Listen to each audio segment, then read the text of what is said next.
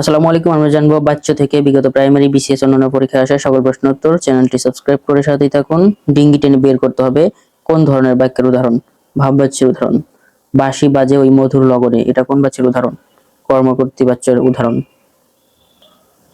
বাচ্য প্রধানত তিন প্রকার। চাঁদ দেখা যাচ্ছে, এটি কর্মকর্তৃ বাচ্যের উদাহরণ।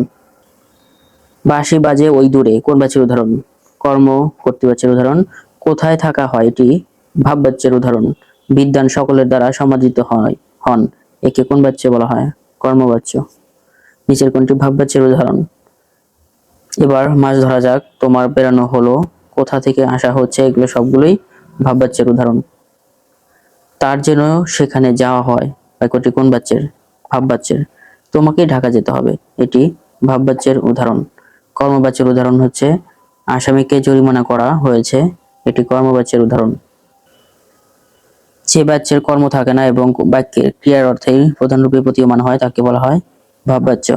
আমার বই পড়া হয়েছে, বাক্যটি কর্তৃবাচ্যের রূপ হবে আমি বই পড়েছি। নিচের কোন বাক্যটি ভাববাচ্যের উদাহরণ? ভাববাচ্যের উদাহরণ হচ্ছে আমাকে ভাত দেওয়া হয়নি। নিচের কোনটি ভাববাচ্যের উদাহরণ?